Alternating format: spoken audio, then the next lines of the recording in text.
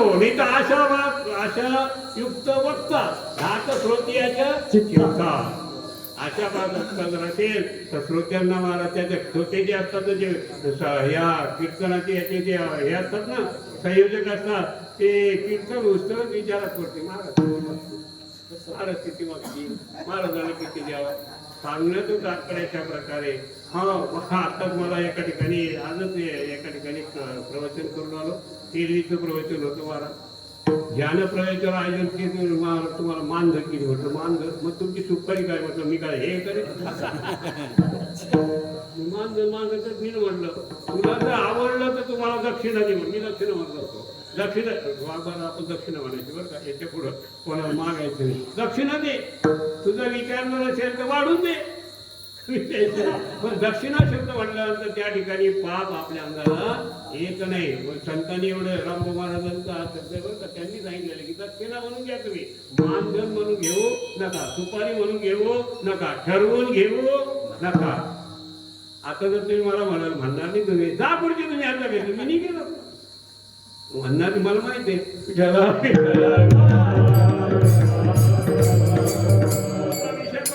की जीवाने देवाची संगत करणं फार कठीण आहे बर का.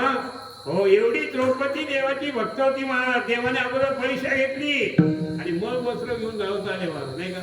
हो एरिनी आले सांगण्याचं तात्पर्य अशा प्रकारे. आणि शेवटचं जे आहे जीवाची आणि संतांची संगती. संतांची संगती करा.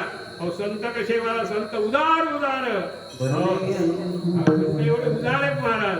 हे संत काय करतात की जीवाला जीवपण नष्ट करून त्या ठिकाणी काय करतात देवपण त्या ठिकाणी निर्माण करतात. सभाय अध्यंतरी त्याच्यामध्ये बदल घडून आणतात आणि संतांची संगत करणे होणार. आणि म्हणून हा जो या ठिकाणी जी उपमा दिलेली ती कुत्र्याची उपमा दिलेली.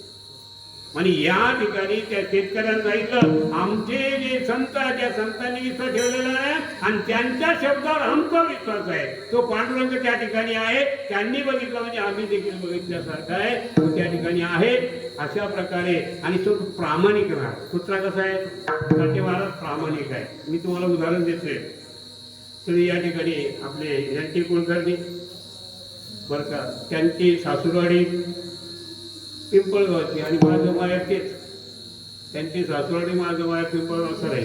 आणि त्यांची ज्या पत्नी होत्या त्या माऊली आणि मी आम्ही पहिल्या वर्गात एकाच वर्गात होतो. श्रीमंत असायचं त्याला सावकार म्हणतात आमच्या गावात. सावकार एवढे सावकार होते महाराज. एकदा काय झालं आम्ही लहान होताना आमची आजी सांगत होती. एकदा काय झालं की दरोडा पडला. दरोडा आपला विषय कुत्र्यावर चाललेला आहे. दरोडा पडल्यानंतर काय केलं त्या चोरांनी असे चांदीचे सोन्याची भांडी आणून बाजूला ठेवली की आपण घेऊन जाऊ. ते कुत्र बाहेर बसवलं होतं महाराज. यांच्या चौकामध्ये एक आड होता. अजूनही आड तो आहे.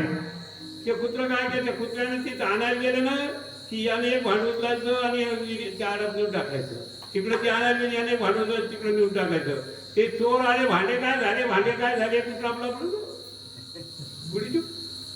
सकाळी महाराज ते आले गावावरून पाहतात तर दरोडा पडलेला आहे. काही शिल्लक राहिले नाही. पण ते कुत्र काय करायचं महाराज भुंकत यायचं. मालकाचं धोतर धरायचं त्या आडापर्यंत जायचं. भुंकत यायचं धोतर धरायचं त्या आडापर्यंत जायचं. ते पण काय करत असं. तर शेवटी महाराज त्यांनी आत पाहिलं तर आत काय नाही. पण ती गळ टाकला. गळ पहिल्याने गळ असायची. गळ टाकल्यावर एक कळशी त्याच्यावर लटकून आली चांदीची. पण याच्यात म्हणजे सर्व भांडे त्या चोरापासून करून सुरक्षित ठेवले. तसे कुत्रे का व्हायना. विठ्ठला विठ्ठला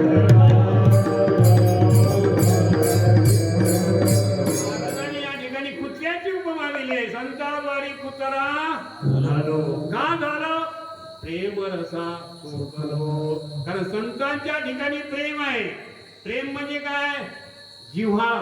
प्रेम म्हणजे काय जिव्हाळा. प्रेमाचा दुसरा शब्द जे आहे काही लोक प्रेम म्हटले की येलो हीच करतात बरं का आणि बोंबवलत असतात. या ठिकाणी प्रेम म्हणजे जिव्हाळा. प्रेम म्हणजे आपसामध्ये असलेला एक प्रकारचा काय ती जो जिव्हाळा आहे संतांच्या ठिकाणी तो जिव्हाळा आहे. संतांच्या ठिकाणी भक्तिरूपी जिव्हाळा आहे. भक्तिरूपी प्रेम आहे. आणि हे संत असा जिव्हाळा किंवा प्रेम आपल्याला देतात महाराज. आणि म्हणून प्रेम रसा सोखावर रस म्हटलेला आहे. भक्ती रस आहे प्रेम रस आहे बरं का. हा जो प्रेम रस आहे महाराज म्हणतात या ठिकाणी प्रेम रस हा सर्वात श्रेष्ठ आहे महाराज. कारण पांडुरंगाच्या बद्दल देखील म्हटलेलं आहे, बहुप्रेमाचा भुकेला हाची दुष्काळाला तयार. भगवंताला तुमची फुलं नको, तुमच्या माळा नको, तुमचं पाणी नको, काही फक्त प्रेम पाहिजे. भक्ती प्रेम म्हटलेलं आहे त्याला. म्हणून संतांच्या ठिकाणी भक्ती देण्याचं प्रेम आहे, आपल्याला जवळ करण्याचं प्रेम आहे, त्यांच्या ठिकाणी जिव्हाळा आहे, आपुलकी आहे. आणि म्हणून त्या प्रेम रसाला सोकलो प्रेम सुख दे